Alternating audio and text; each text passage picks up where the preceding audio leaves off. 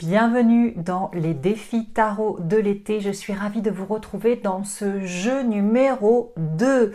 Si vous avez raté le premier épisode dimanche dernier, je vous mets quelque part là-haut la petite note pour aller faire le premier jeu. Et on y va tout de suite pour le deuxième. Comment vous allez? C'est l'été, c'est les vacances ou pas? Quand est-ce que vous êtes en vacances? Moi, je vous propose à nouveau un petit jeu très simple, très ludique. Vous avez vu dans le premier jeu, vous n'avez pas besoin de connaître le tarot. C'est vrai que je ne l'ai pas précisé. Vous n'avez pas besoin de connaître le tarot pour jouer, pour participer.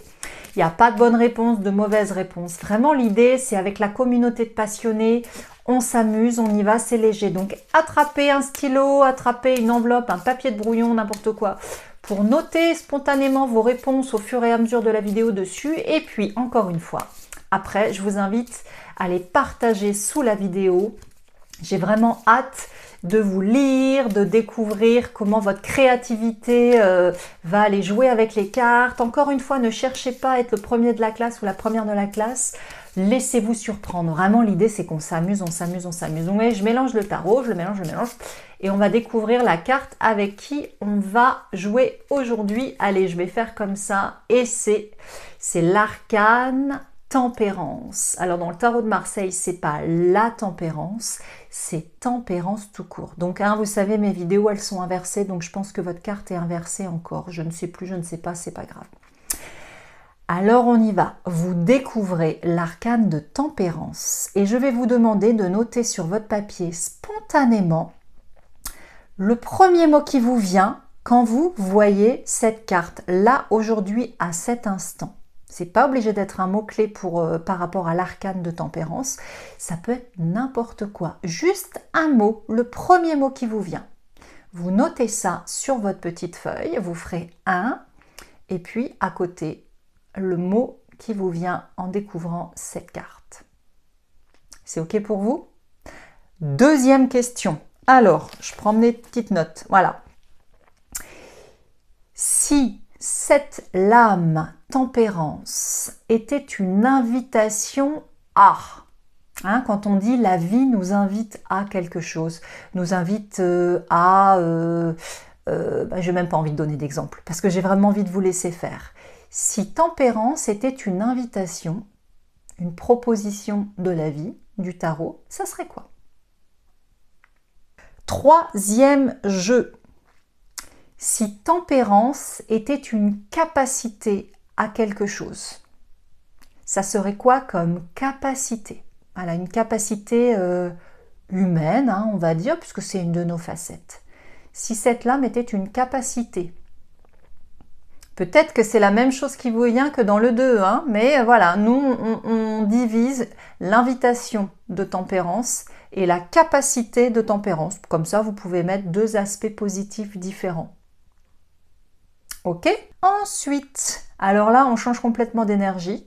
Si cette lame était une maladie, une somatisation, une problématique physique, physiologique, qu'est-ce que ça serait pour vous? Vous pouvez inventer n'importe quoi. Si tempérance était une maladie ou un problème physique, physiologique, qu'est-ce qu'on pourrait inventer? Qu'est-ce que vous en pensez? Si je vais trop vite, vous mettez pause. Après la maladie, on revient dans le fun. Celui-là, je vais le faire à chaque fois parce que j'adore. Si tempérance était un pouvoir magique, la baguette magique, vous savez, toc, ça peut tout résoudre, ça peut tout manifester, ça peut tout créer, c'est vraiment de la magie. Quel serait le pouvoir magique dans la vie des humains, de nous, de vous?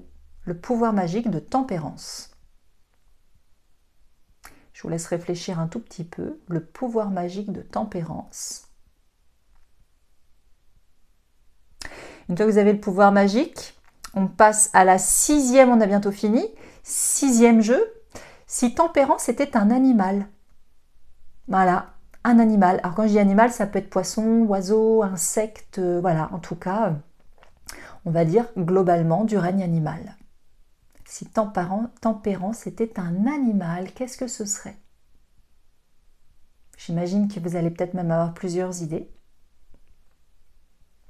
Et enfin, 7e Septième question.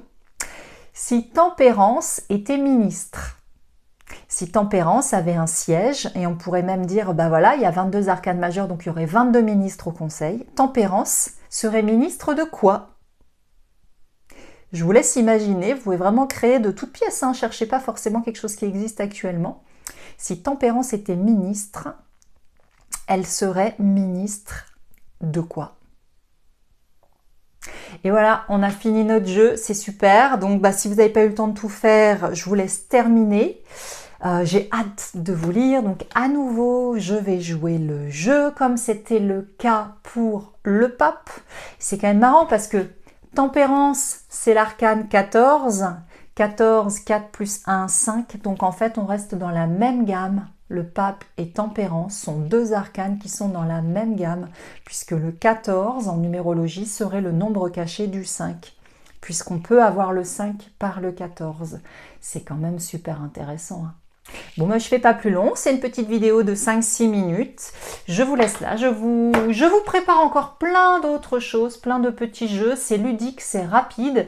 Et d'ailleurs pour la prochaine vidéo, je vais vous faire on va faire une divination expresso où on va faire un petit tirage à 3 cartes.